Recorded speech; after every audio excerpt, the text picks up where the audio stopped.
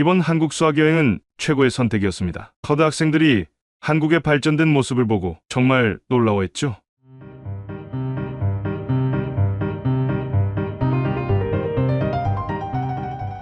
이 영상을 유심히 보고 있던 캐나다에 있는 한 대학교의 총장님이 곧 직원을 호출하는데요. 팀장님, 요즘 하버드 애들이 한국으로 수학여행 간다는데 사실인가요? 아, 맞습니다, 총장님. 요즘 한국으로 런케이션 가는 게 대유행이랍니다. 그럼 뭐 하고 있습니까? 우리 학생들도 뒤질 수 없죠. 당장 사전 답사 다녀오세요. 안녕하세요. 저는 캐나다 온타리오주에 있는 대학교에서 총괄기획팀장으로 근무하고 있는 칼로스라고 합니다. 저는 이곳에서 20년을 넘게 일을 하고 있습니다. 사실 처음부터 교직원이 되고 싶었던 것은 아닙니다. 저 같은 경우 계속해서 공부를 하고 싶었지만 현실적인 여건상으로는 취업을 해야 했습니다. 마침 저의 사정을 잘 아시는 교수님께서 교직원 혜택을 이용해서 교육의 혜택을 받을 수 있으니 임시직 교직원으로 일을 시작하라고 하신 것이 계기가 되었죠. 덕분에 원하는 공부를 마무리할 수 있었고 기회가 있어 정직원으로 전환까지 되었습니다. 근무를 하다 보니 대학 교직원은 무엇보다 자유롭고 젊음이 넘치는 캠퍼스에서 근무한다는 점이 큰 매력이었습니다. 새로 신입생들이 들어올 때마다 캠퍼스는 무척이나 활기가 넘쳤지요. 최근 우리 학교는 문화예술 방면에서 다양한 음악과 댄스 학부 프로그램을 제공하는 대학교 중 1위를 차지하는 영광스러운 일이 생겼고 그 결과로 정부 지원금을 받게 되었습니다. 그래서 총장님은 교직원들이 우리 학교의 특성을 더욱 살릴 수 있게 공연 예술 프로그램이 강화된 한국의 벤치마킹을 다녀올 것과 요즘 미국이 최고 명문대인 하버드와 예일대에서 한국으로 수학여행을 가는 게 대유행이라며 다음 학기에 우리 학생들도 한국에 수학여행을 다녀올 수 있게 사전답사를 지시하셨습니다.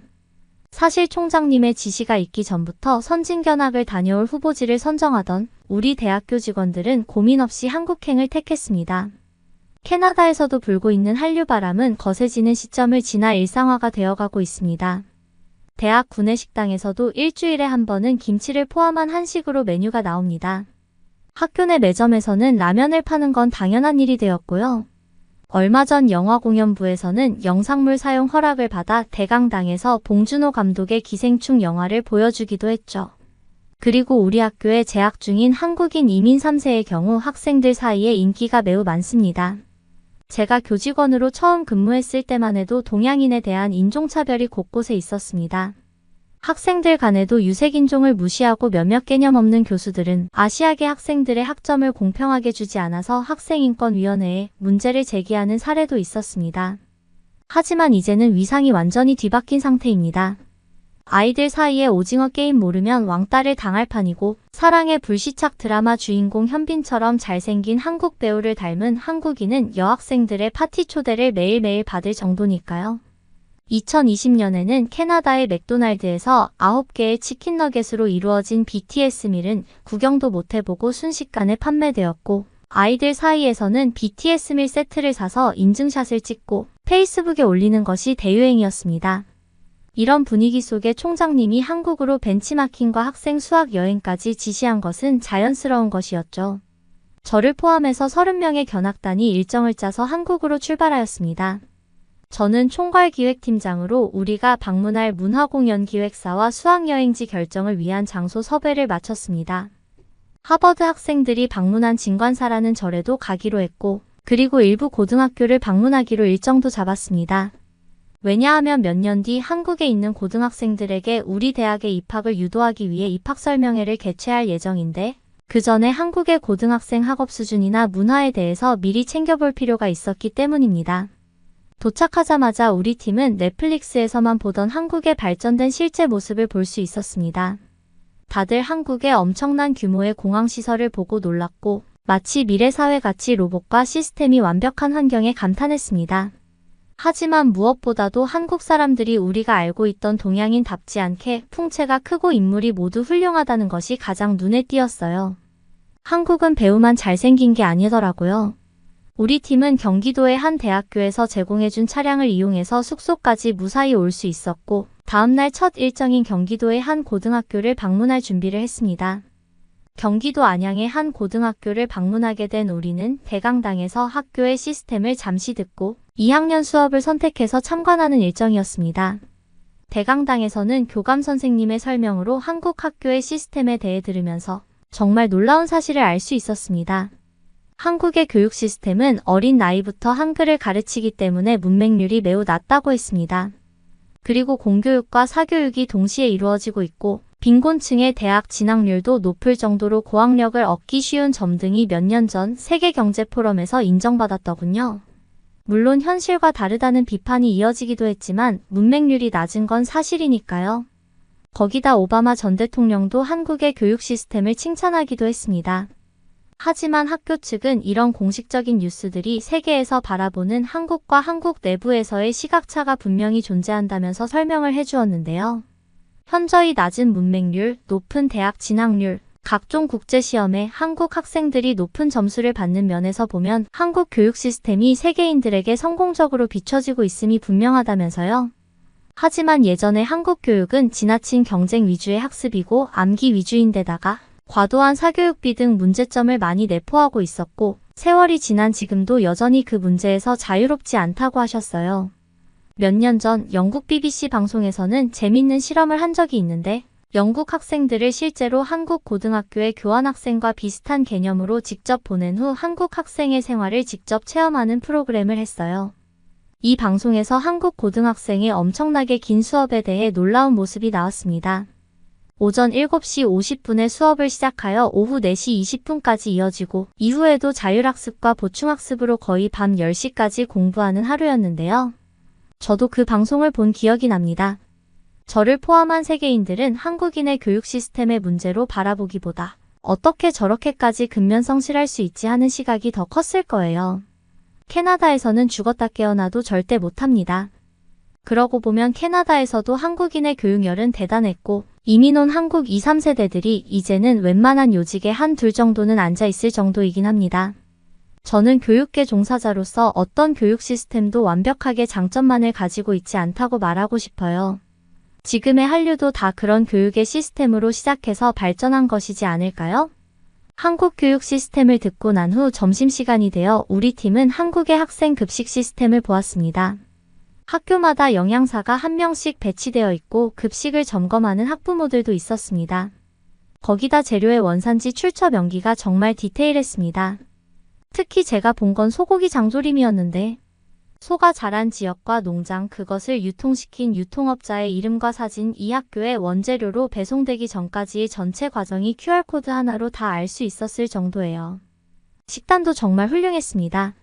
고기와 채소가 골고루 있고 간단한 디저트까지 있으면서 3대 영양소가 균형 있게 배치되었어요. 캐나다 급식에서는 아무래도 튀긴 음식이 많거든요. 패스트푸드가 자주 나오기도 하고 냉동 감자튀김, 고칼로리의 디저트가 자주 나오다 보니 건강한 식단은 아닙니다. 한식이 건강에 좋기로 유명한데 전문 영양사가 배합한 식단인데다 충격적인 사실은 그것이 모두 무료라고 한 것이기 때문입니다. 이미 한국은 초등학교부터 중고등학교까지 모두 무상급식이 실현이 되었다고 합니다. 무상급식이라고 해서 대충 만드는 것이 아니고 이렇게 꼼꼼하게 식재료 출처를 밝히고 영양을 맞추고 검수까지 철저하게 한다니 무상급식 시스템은 정말 최고입니다.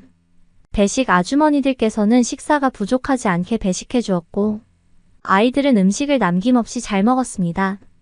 오전에는 한국의 학생들이 감당해야 하는 공부에 대한 압박감에 마음이 안 좋았는데 이런 좋은 서비스를 받는다고 하니 공부를 열심히 할 수밖에 없겠다 싶더라고요. 아이들은 식사 후 운동장에서 농구를 하기도 하고 잠이 부족한 친구들은 낮잠을 자기도 했죠. 오후에는 2학년의 수학 과목 참관 수업을 들으면서 다시 한번 놀라고 말았습니다. 아이들의 수업 태도가 너무 좋은 거예요. 종종 캐나다에서는 고교 수업 시간에 화장을 하거나 수업을 빠지는 일로 이슈가 된 적이 있는데 한국 아이들은 수학 수업을 집중해서 들었고 몇몇은 앞으로 나와서 수학 문제를 직접 풀어보라는 선생님 말씀을 잘 따르더라고요. 칠판에 미적분 수학 문제를 푸는 소년을 보며 같이 있었던 일행은 모두 입을 다물지 못했습니다. 분명 고교 수학이고 한국말이 아닌 숫자와 수학 기호로 된 문제인데도 나름 고학력을 자랑하는 우리 팀들도 문제를 풀지 못하는 거였습니다. 이런 수준의 문제를 한국의 고등학생들이 대학 입학 시험에서 풀어야 되는 것인지 궁금했습니다. 캐나다의 수학 교과 과정과 비교하면 아주 높은 수준의 수학적 능력을 요구하는 문제였거든요. 제 옆에 있던 제니퍼는 자신은 이공계 박사 학위를 가지고 있는데도 저 문제는 너무 어렵다고 했습니다. 만약 자신이 한국의 고등학생이고 시험에 저 문제가 나오면 본능적으로 건너뛰고 다음 문제를 푸는 전략을 펼칠 거라며 말이죠. 우리의 놀라움과 다르게 한국 학생들은 앉아서 미적분 문제를 잘만 풀더라고요. 교육 수준이 높음에도 아이들이 무리 없이 잘 따라와 준 데는 한국인들의 비상한 머리와 근면성 실함이 있었던 것이 분명합니다. 이렇게 첫 일정인 고등학교 견학을 모두 마치고 우리 일행은 다시 숙소로 왔습니다. 저는 이날 이후 한국 아이들의 잠재성을 더 높이 평가했습니다. 그리고 한국 학생들이 대학 진학 때 우리 학교로 오게 된다면 얼마나 많은 글로벌 인재를 배출할 수 있을까 하는 설렘도 가지게 되었습니다. 한국에 있는 명문 대학교와 교환학생 프로그램도 더 많이 추진하고 한국에서의 입시 설명회 개최도 적극적으로 준비해야겠다는 다짐이 생겼습니다. 그러기 위해 다시 한국을 꼭 방문하겠습니다. 오늘 사연 어떠셨나요? 구독과 좋아요, 알림 설정까지 부탁드리고 감동 돋보기의 다음 이야기도 즐겁게 시청해주세요.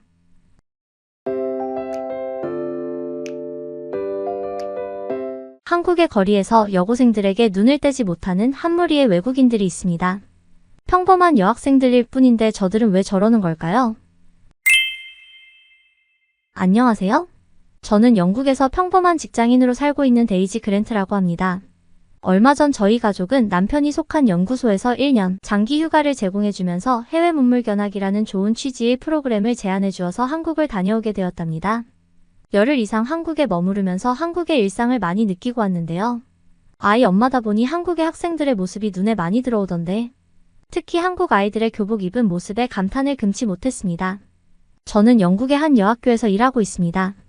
영국의 대부분의 학교가 그렇듯이 학생들은 교복을 입습니다. 여학생은 치마와 셔츠, 니트티에다 재킷이 기본 세트고 물론 치마 대신 바지를 입을 수 있답니다. 영국 학교의 교복 정책은 엄격해서 학교의 허락 없이는 학교 안에서도 재킷을 벗을 수가 없어요. 수업 시간에 더워서 재킷이 벗고 싶다면 반드시 손을 들고 선생님께 허락을 받아야만 하죠. 여기 학생들도 한국 학생들과 마찬가지로 치마를 두어 번 접어 입습니다. 또 어떤 학생들은 접고 또 접어서 치마 길이를 자켓 길이에 맞춰 입기도 하죠. 학교 선생님들은 번갈아 가며 교복 검사를 종종 하기도 하는데요. 수업하기도 바쁜 선생님들이 매일 교복 검사를 할 수 없어 불시해하게 되고 재킷을 입지 않거나 치마를 접어 입는 친구들은 벌점을 받게 된답니다. 제가 한국으로 여행을 오기 전 한국 교복에 관심을 갖게 되었는데 바로 저의 큰딸이 교복을 입기 시작할 때부터입니다. 아니 생각해보니 그 전에 한국의 넷플릭스 드라마 오징어 게임을 할 때부터였네요. 제겐 두 딸이 있고 이곳 영국에서도 한국 문화에 대한 관심이 지대합니다. 아무래도 학교에 근무하다 보니 아이들의 유행을 빨리 알게 되기도 하고 트렌드에 민감한 딸을 키워서 더 잘 아는 것 같기도 합니다.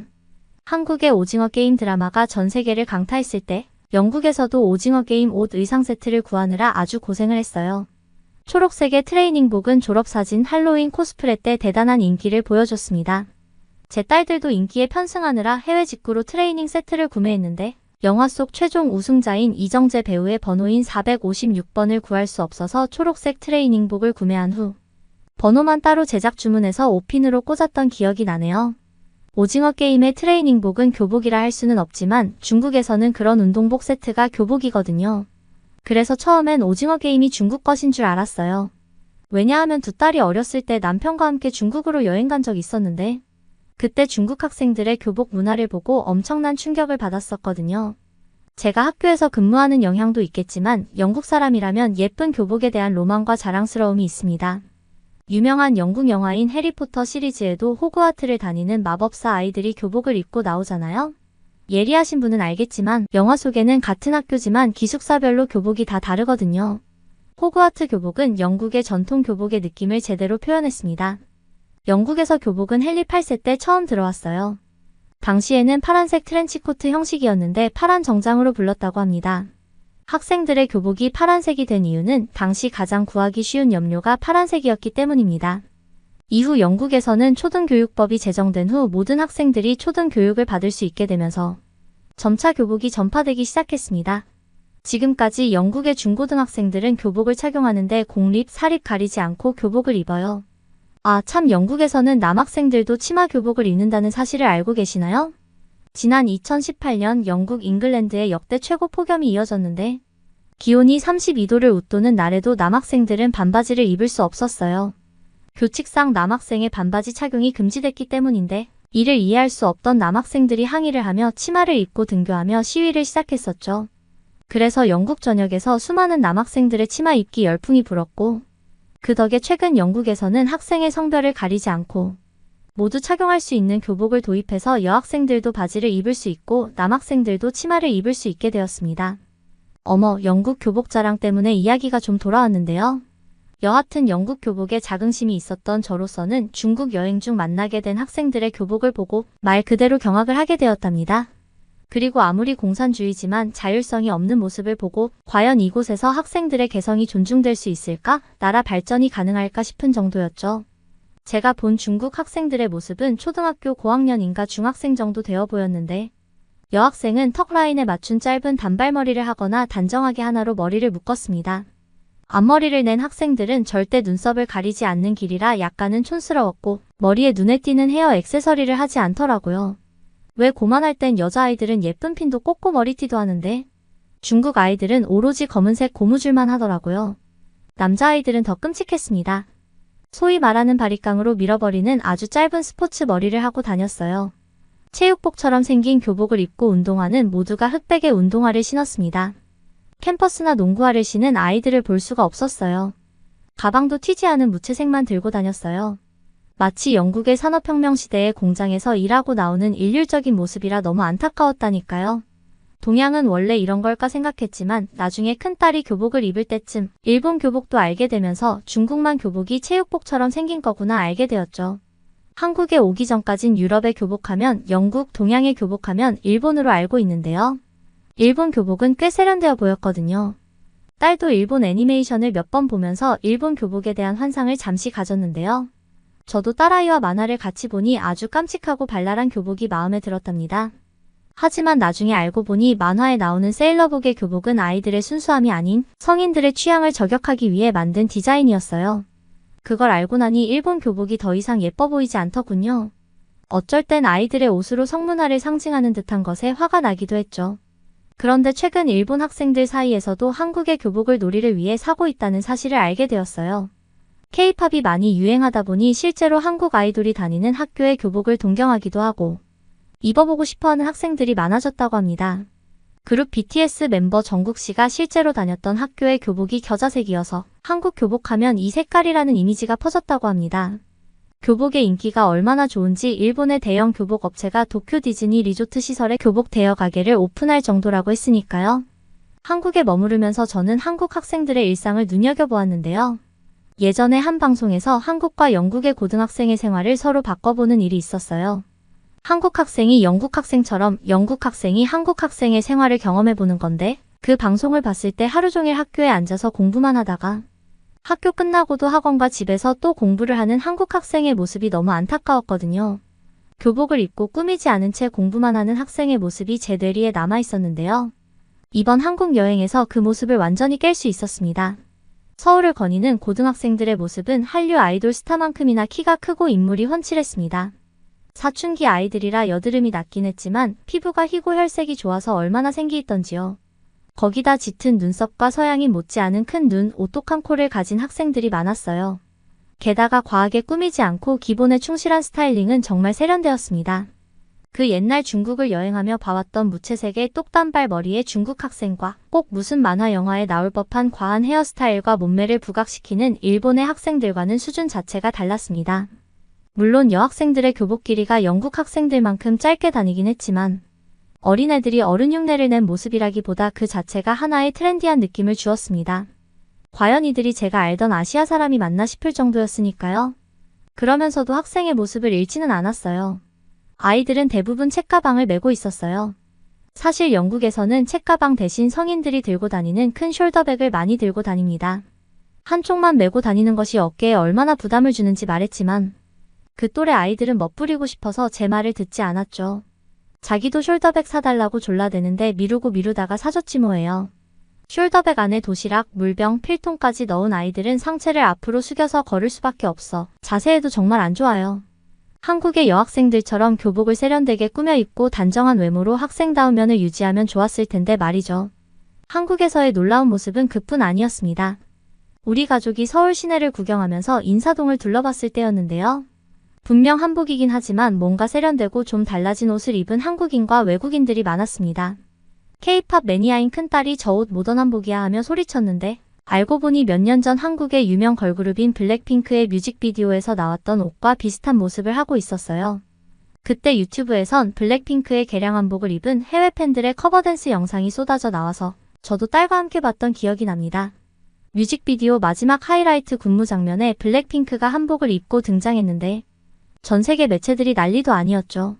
물론 무대 의상만큼 화려하게 개조한 옷들은 아니었지만 한복을 현대에 맞게 트렌디하게 입고 다니는 모습이 정말 한국적이었거든요. 서울에서는 한복을 대여해서 입게 해주고 일본에서는 한국 교복을 대여해준다고 하니 이래저래 한국의 옷들이 세계화의 중심에 있지 않나 싶어요. 서울 구경을 충분히 하고 마지막 날 가족들과 남산에서 야경도 보며 한국의 아름다움을 많이 느끼고 돌아왔답니다. 영국으로 돌아온 후 저희 둘째가 7학년으로 올라가는데요. 한국으로 치면 중학생으로 들어가는 거랍니다. 한국 여학생들처럼 예쁘게 보이고 싶다며 온갖 궁리를 하더라고요. 교복점에서 가장 작은 치마를 샀는데도 무릎을 덮는 치마 길이가 마음에 들지 않았는지 차마 치마를 접어 입진 못하고 배바지처럼 한껏 올려 있더라고요. 딱 달라붙는 교복을 위해 니트 조끼 뒤는 잡아당겨서 고무줄로 묶는 영특함까지 보였답니다.